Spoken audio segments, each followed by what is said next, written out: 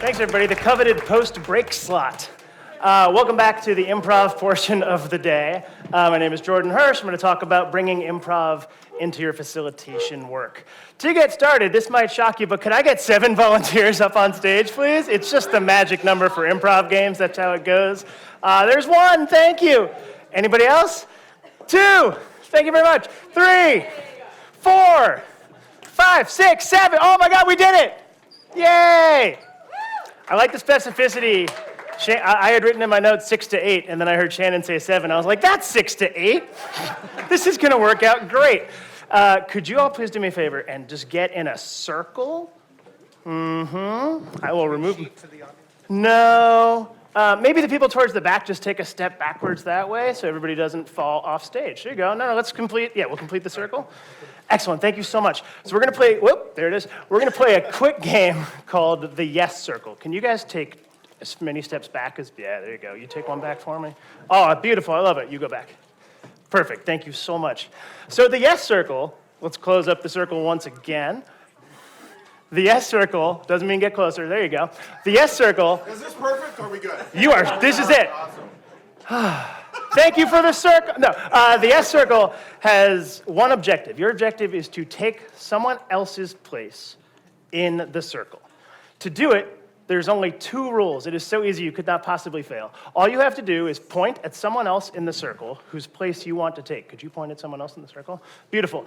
You are going to make eye contact, and you're going to say yes. Yes. As soon as you get that yes, you may begin walking towards his place in the circle. Guess what you're going to do? You're going to point at someone else in the circle. Okay. Go for it. And you're going to say, there you go. Now you're going to point at someone else in the circle. No. Oh, yeah. Back up. There's only 2 rules. Yes. There you go. I got it. Yes. Yeah. Oh, wait, that's wrong. Yep, that's all right. All right, let's reset real quick. There's only 2 rules. You can't get it wrong. So here, come on over here. Let's get back into our beautiful circle. So you're going to point to someone else in the circle. Okay. Go ahead. And you're going to say, Yes. now you're going to point to someone else. There you go. Yes. Yes.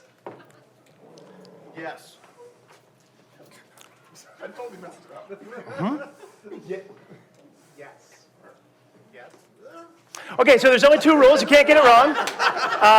You guys want to try it one more time? Sure. Okay, great. Yes. Whoop. Oh, watch yourself. Yeah, You all right? watch your step. Don't worry about me. I'm a professional. I fall off stages all the time. Why don't you go ahead? Point to say anyone in the circle. Yes. Yes. Yes. Yes. So there's only 2 rules. You can't get it wrong. Folks, could we please get a big round of applause for our volunteers? And before you all dissipate, quick question. First of all, thank you very much. Second of all, why did we do that? Why did we do that? Why did we do that? Because directions are hard to follow. Because directions are hard to follow. It creates havoc when we don't get the directions. That's a good reason. Anybody? What were you starting to say? You said communication? Yeah. What about it? Yeah. Direct eye contact. Stating a clear purpose. Assent. Assent. Such a Daniel answer. Permission. Yes. Permission is good. Right. We're leaving. Invitation and Great answers, all of you. Now I'll give my answer while you get off the stage. Thank you so much. Seriously. All of those answers are correct, by the way. We do that because we can take many lessons from it. My personal favorite thing about that game is that it really nicely illustrates the concept of the importance of building a shared reality. If we are not agreeing on a shared reality, we cannot move forward with things. If you move forward without getting or giving a yes, you are trying to move into a house that's not for sale. You are violating the shared reality that we have. And shared reality is the basis of that most famous of improv concepts, yes and. Show of hands, I'm sure it's going to be every hand. Who here has heard of yes and? Awesome. Could anyone give me a definition? No professional improvisers allowed? Awesome, thank you so much.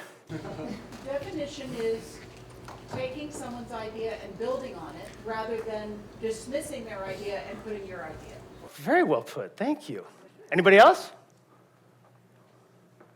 All right, you did, oh, yeah? Accepting a gift and then giving the next one. Accepting a gift and then giving a next one. I love all of these definitions, thank you. I think they're both right. I think, to me, yes and is simply about accepting and responding. It is the basis the fundamental foundation of all successful improvisation. And what does it have to do with facilitation? I believe it is a mindset. It fosters a mindset that is valuable both for you as a facilitator and for the people that you are facilitating. It helps you respond to the unexpected and to the expected because it gives you a framework within which to work. Now, I think it's important to back up assertions like that with math, so please join me as we do some improv math! Yay, math! Awesome.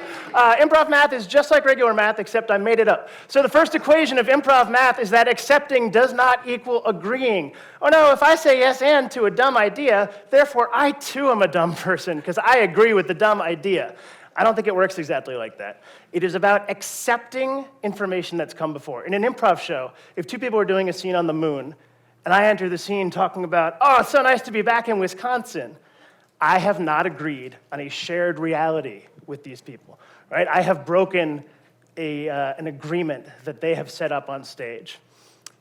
In facilitation, yes and is also about accepting an established reality. It does not mean that you agree with everything everybody says. It means that you accept that the people who are saying these things actually hold these beliefs. You accept that you are living inside of a shared reality with them.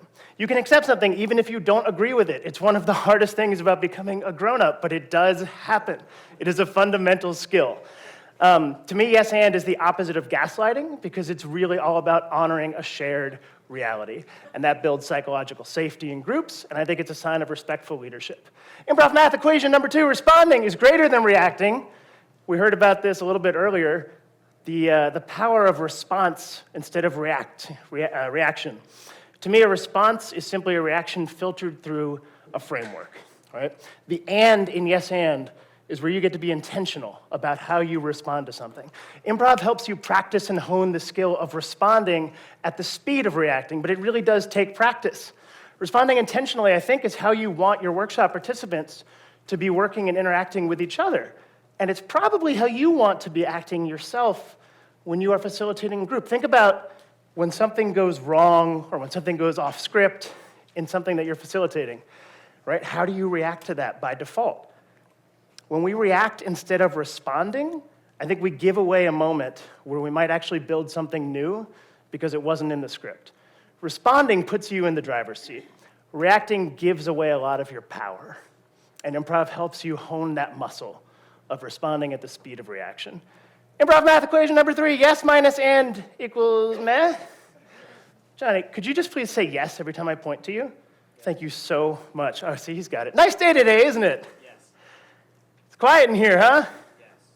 What the fuck, Johnny? Yes. All right, not really scintillating stuff as opposed to, nice day today, isn't it? Yes, our alien overlords have finally flown home. Things are really looking up. Not the best improv scene in the world, but there's a lot more to it. Just agreeing, just accepting, stopping there is not fulfilling the promise of yes and. Accepting and building is the key to doing something really wonderful. And I know as facilitators, we are meant to be neutral parties, right? So building does not mean steering. It doesn't mean telling everybody what to think, what to say, what to do. It means creating and holding space for generative engagement. And is, I want to say it's the more important part. It's nothing, of course, without the yes, but I feel like a lot of people who learn about yes and, they stop at the agreement piece, and they really miss an opportunity to do something new and interesting. Finally, improv times facilitation equals awesome. You want your participants to be listening to each other, to be building on each other's ideas, to be collaborating creatively, and improv works all of those muscles. It is like a workout for your brain. And if you're getting somatic about it, also for your body. You are literally practicing new ways of doing these sorts of things. It also helps you as a facilitator. It helps you be present, it helps you be accepting, and it helps you to quickly build trust with a group of people. Not to mention, brain scans of jazz musicians while they were improvising showed an increase in activities in the area of the brain associated with creativity and with language, and a decrease in activity in the areas of the brain associated with self-censorship, which means, get ready for some facilitator inside baseball here, improv is literally a liberating structure for your brain. Truly, it liberates you from your own self-censorship, and it activates your creativity. The act of creating and engaging wakes up the parts of your brain that like to do creating and engaging, and it shuts down the critic. And that is a great mindset for facilitating or for being facilitated. Could I please get a volunteer, one each from each table? Just pick a quick table facilitator and come on up. Yes, good, cheer each other on, this is gonna be great. All right, you guys are awesome, thank you. Do we have all our tables represented? Okay. Yes. This part's just for you guys. Huddle around, huddle around, huddle around. Okay, so you are going to go back to your, talk amongst yourselves. You're gonna go back to your tables and facilitate an improv game. Easy enough? Sure. Not that hard. Has anybody ever done a yes and story before? Oh, yes. Have you? Okay. So a yes and story is very simple. You're going to start off a story. I'll give you the first line, right? It's like, once upon a time, this thing happened. People contribute one line at a time to the story. I want to be very clear about this. Instructions are tricky. One line, one sentence at a time. Every sentence must begin with the words, yes, and. Consider how you as a facilitator might guide people, if and how you might guide people, if they perhaps negate information that came before in the story, right? Or if they don't say yes and at the beginning, how are you going to handle that? How will you yes and what they are doing? Any questions? All right, you've got 5 minutes to go back to your tables, explain, and run the activity. Wait, the first line of everybody's story is, once upon a time, there was a duck who was afraid of water. Great. Thank you very much. And begin.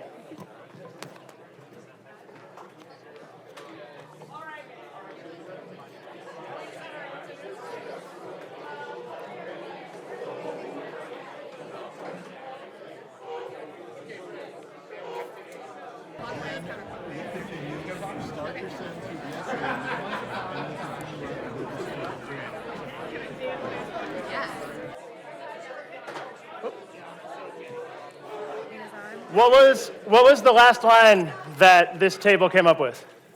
And there was another duck memorial. And there was another duck memorial. What was your last line? And that's why we all might drink too much. And that's why we all might drink too much at the company picnic. What was your last line? The humans and the duck went on a joint firefighting expedition to Australia. Yeah, sure. What was your last line? Yes, and he kept paddling. He kept paddling. Oh, what was your last line? The animal activists went to Washington, D.C. after a stop in Flint, Michigan. This is amazing. And you? It was yes, and the business ended up going under, and now he's a homeless duck. So the clock tells me I don't have time, unfortunately, to hear from every table as much as I would like to. But if you could hear it, you all arrived at very, very, very different places.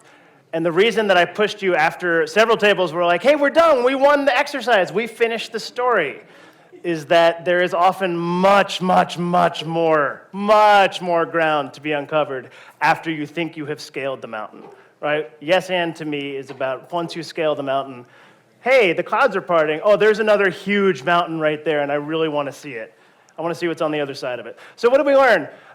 This graphic here of these very simplistic things was chosen deliberately because this is basic foundational stuff. However, it goes against all of our cultural conditioning. We are not conditioned to do this. The yes circle is super hard, so we're not used to having to wait for permission, and we're not used to having to give permission. It is learned behavior, which is why we make comedy out of it, because it's challenging. If time permitted, I would love to know from all of you how you think you might have used this skill in the past or how you might use it in the future of your facilitation work. The clock says no. Douglas is standing here. So just think about it a little bit on your own, and thank you so much for playing with me.